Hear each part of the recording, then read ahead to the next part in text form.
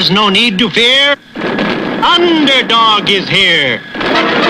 Time again for the Underdog Show, starring that champion of champions, Underdog.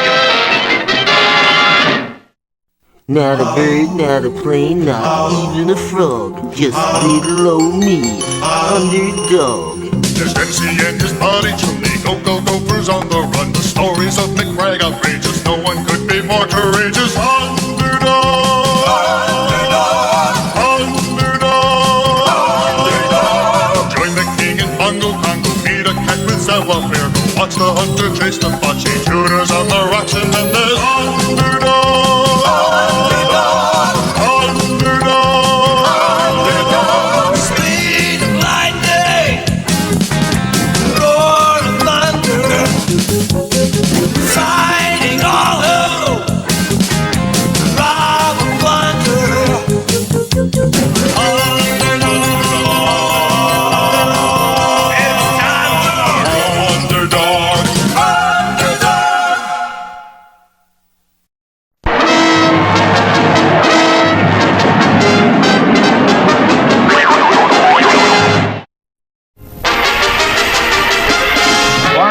The surface of the ocean, unknown to the rest of the world, was the kingdom of Maldemer, the home of a sinister people called Bubbleheads, who ruled the vast watery world beneath the seven seas.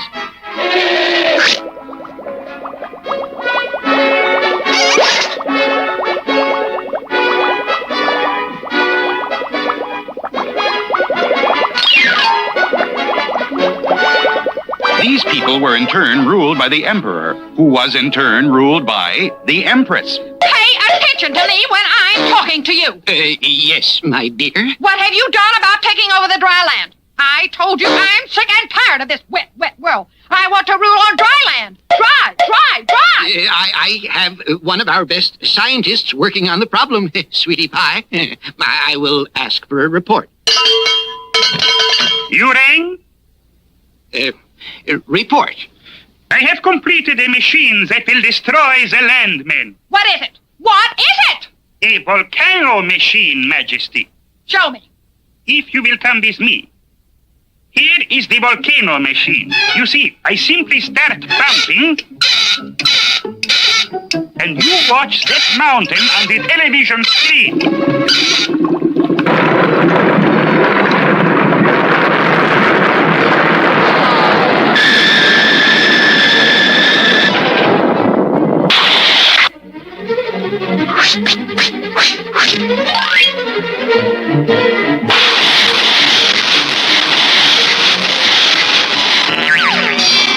Numbskull! A ridiculous invention. It couldn't even blow up a mountain, let alone the world. Take him away and feed him to the clam. No! Well, don't just stand there. Do something. Yes, my pet. I have already asked scientist number 2 to work on the project. I'll have him report. You rang? Yes. Have you invented a way to take over the land? Yes, oh Emperor, I have invented an earthquake machine. Let's see it. Let's see it. It is simple. This giant shack is right under the United States. Watch on the television screen while I turn the jack.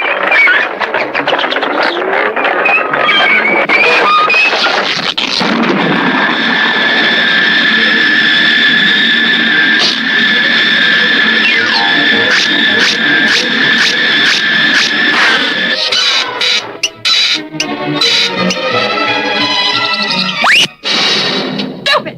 Your invention is a failure. Take him away to the clam. No! Well? There's one more scientist, sweetie. He's our very best. Have him report. You rang. What have you done about a machine to destroy the land people? I have invented a tidal wave machine. It will stir up the sea until a great wave will pour over the land and wash away all the people, and the land will be yours. Demonstrate. Observe. Out in the middle of the ocean, I have built a huge agitator. It will churn back and forth, and the waves will grow bigger and bigger until... Tidal wave! Tidal wave! Turn it on! Turn it on! It's working. It's working. It will take time, but when this needle gets to here, a giant tidal wave will wipe out the land people. Will the machine work? What chance has the world against such a tidal wave? What can Underdog do? There's plenty of excitement ahead in our next episode.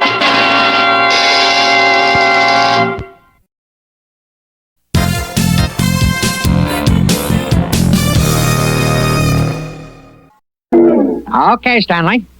You bet, Stanley. Sure thing, Stanley. Chumley, that was Stanley. He wants to see me right away. Probably got some sort of an important job.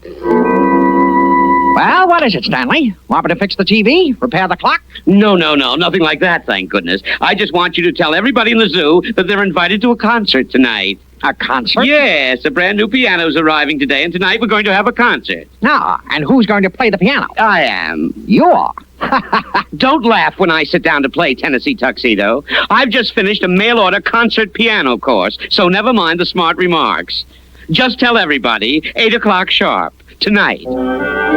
So Tennessee spent the whole morning running around the zoo. He told the elephants and egrets, the lions and the leopards. He talked to the bulls and the bears, the birds and the bees, until by noon he was exhausted.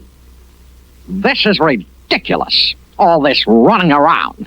What we need are, extension phones. Hello, Stanley. I just had a great idea. Extension phones for everybody in the zoo. But, Stanley, but, I see. If we want phones, we'll have to build them ourselves. Thanks a lot.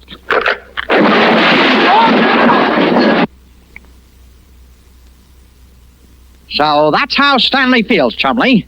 But we'll show him. We will build our own phones. Gee, Tennessee, you're a regular Alexander Ragtime Bell. Well, thank you, Chumley. I suppose I do have a certain mechanical genius. Now, bring that phone over here, and let's see what makes it ring. But several hundred small parts later... This is obviously a defective telephone. I've got it. We don't need the phone after all. We can use the garden hose. Look, Chumley, you stay here, and I'll take the hose around the corner and talk to you. Okay, Tennessee. Are you ready, Chumley?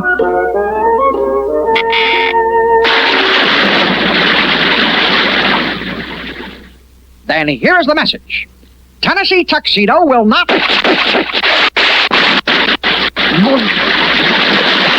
Chumley, when I get my hands on you, I'll tear you limb from limb.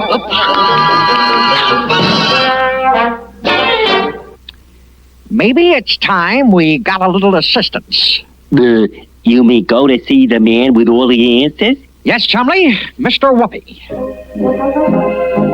Soon afterward, our friends found themselves in the offices of Phineas J. Whoopi. And you boys want to know how to build a telephone, eh? Well, I'll just connect you with information.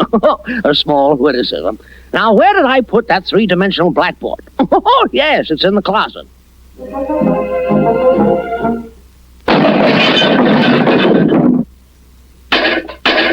Ah, here it is. Now, let's see. Oh, yes, the telephone.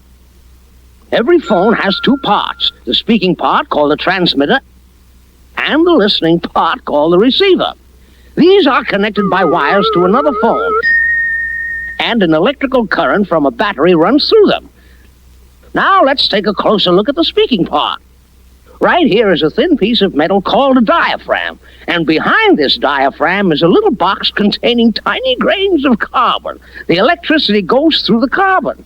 Now, when you speak, your voice makes the diaphragm vibrate. When that happens, it presses the carbon particles closer together and regulates the flow of electricity. You see? Oh, yes. Well, Over at the receiver, there's a little magnet and another diaphragm. As the current goes through the magnet, it makes this diaphragm vibrate in the same way, so that the same sound comes out of the receiver as went into the transmitter. Try it, Chumley.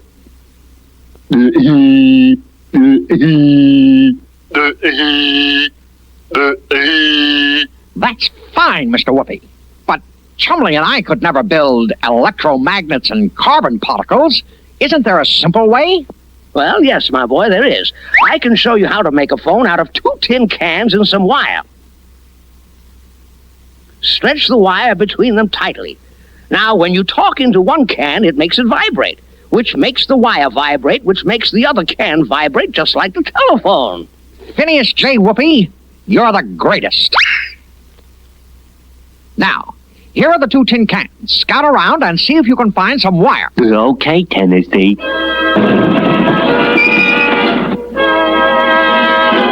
Okay, Joe, this is the place. Let's unload the piano.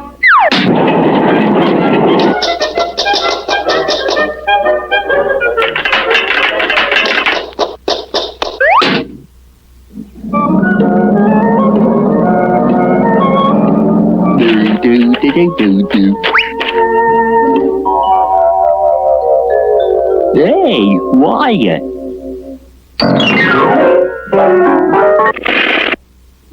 Gee, Tennessee will think I'm a genius.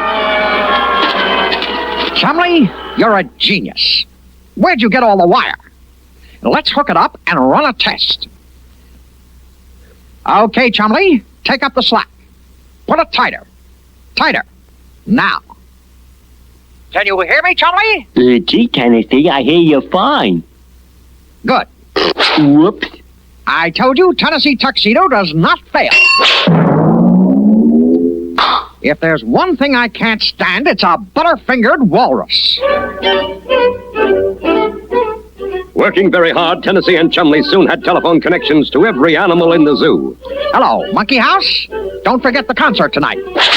Hello, Yak. Don't forget tonight. Stanley's going to play the piano. Yes, it ought to be a riot. That night, all the animals showed up for the concert. All were ready to enjoy themselves except for Chumley, who was beginning to get a little worried. Hey, Tennessee, tell me, how does the piano work? Not now, Chumley. Stanley's about to come out. Do the wires have anything to do with it? Of course. It's the wires that make the music. Tennessee, there's something I gotta tell you. Later, Chumley, later. Here comes Stanley. This is going to be good. Yeah. Thank you, my friends. I know we're all going to find this a most memorable evening. For my first selection, I'm going to play The Lost Chord.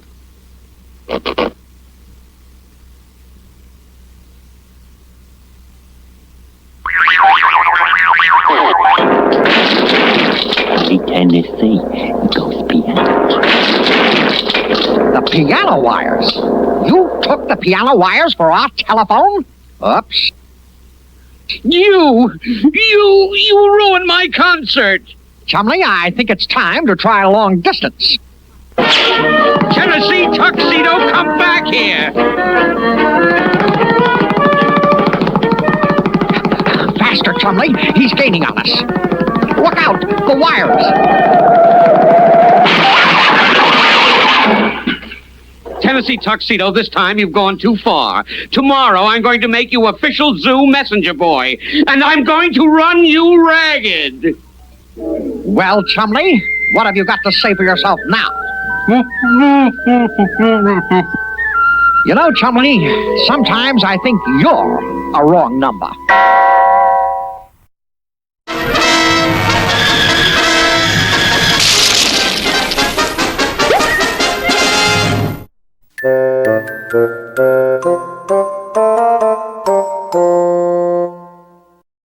Tooter, why is you wearing that skirt? No, not a skirt, Mr. Wizard. This is a tunic. I want to be a Greek athlete. But Tooter, it takes a lot more than a tunic to make a Greek athlete. But if that's what you want... The Greeks was very good athletes. who was expert in all the events of the Olympic Games. The most expert of all was Black Barkos, the famous champion. Everybody tried to beat Black Barkos, but nobody did. Then, young Oedipus Schmedipus challenged the champion. Black Barkos, sir, I aim to become champion. Oh, little Oedipus, go back to your mama. This is a man's game. But young Oedipus Schmedipus would not give up, and Barkos accepted the challenge. The first event was the pole vault. The trick was to get lots of spring in the pole. But Oedipus Schmedipus wanted to try again. And since Black Barkos was a good sport, he gave young Oedipus another chance. Here, little fawn, try my pole. I fixed it special for you. Thank you kindly.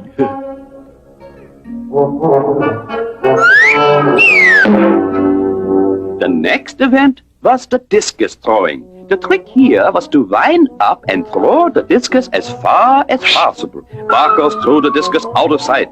Then it was the brave challenger's turn. He wound up and gave a mighty toss. But sometimes the discus acts like the boomerang. But again, Black Barkos was a good sport and gave the challenger another chance. Oedipus, for your mama's sake, I want you to stick to it. Try my discus. Well, now, that sure is accommodating of you, Black Barkos.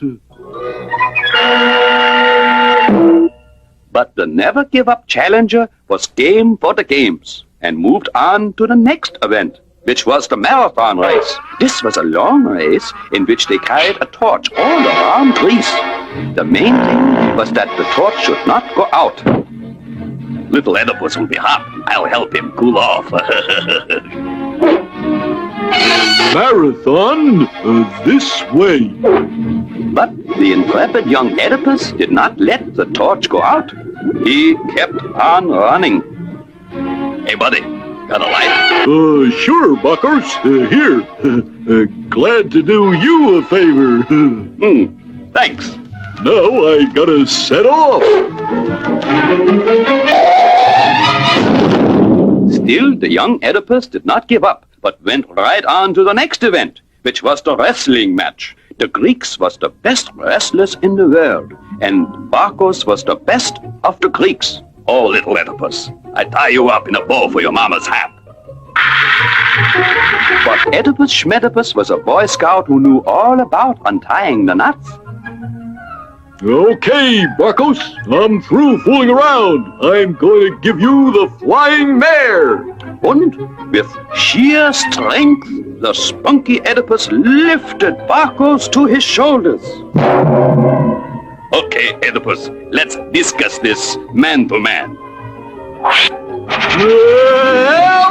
Help, Mr. Wizard! Please help! Help me! Well, I knew it. Whistle, wrestle, dressel, drum. Time for this one to come home. Bubble-headed people who lived at the bottom of the ocean had created a machine to make a huge tidal wave to wash away all the people who lived on land. It's working! It's working! Yes, and when the needle gets to there... Tidal wave! Soon the whole civilized world was aware that something peculiar was happening to the ocean.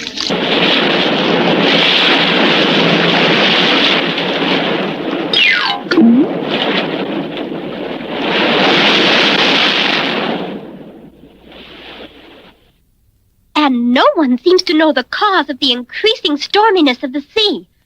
However, we have with us the world's leading authority on the sea, Professor Moby von Ahab. Professor von Ahab. Just call me Moby. All right, Moby. I understand that you have located the source of the disturbance. Certainly. And it is right here in the middle of the ocean. And today, I am setting out for that very spot when I'm going to the bottom in the bathysphere to investigate. Oh, how thrilling. I wish I could come along and televise the whole thing for our viewers. Oh, but you can, my dear. I'd be delighted to have you. Did you hear that? If those fools come down here with a television camera, the whole world will know of our plan. They must be stopped.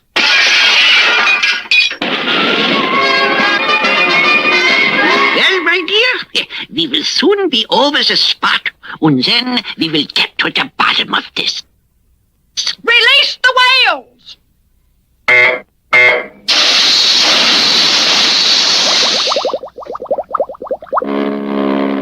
Whales! Whales! Whales! By Tone, they're going to attack! They'll sink the ship! Underdog! Underdog! Oh, where has my underdog gone? Oh, where can he be? And far away on the mainland, disguised as humble, lovable shoeshine, Underdog's atomic ears heard the cry for help, and quickly darting into a telephone booth, When Polly's in trouble, I am not slow. It's hip, hip, hip, and away I go. Help!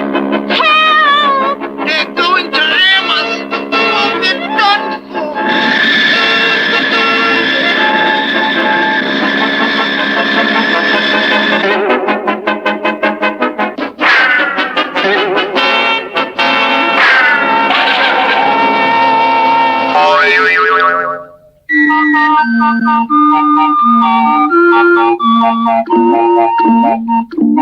I can't believe it.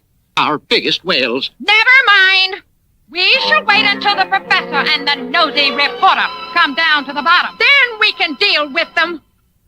Oh, thank you, Underdog. We shall be quite safe now. Nothing can harm us in the bathysphere. Then I will go, for I must do heroic deeds for others, too. Lower away!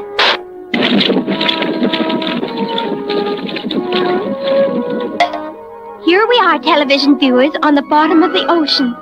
Just look at that magnificent scenery. All those beautiful fish. But wait, what strange creatures are these approaching? They look like... why, they... the screen's gone black. Professor? Professor, are you there? No answer. Something's happened down there. What will the Bubbleheads do to Polly and the Professor? Can Underdog rescue them? Don't miss the thrills ahead in our next exciting episode.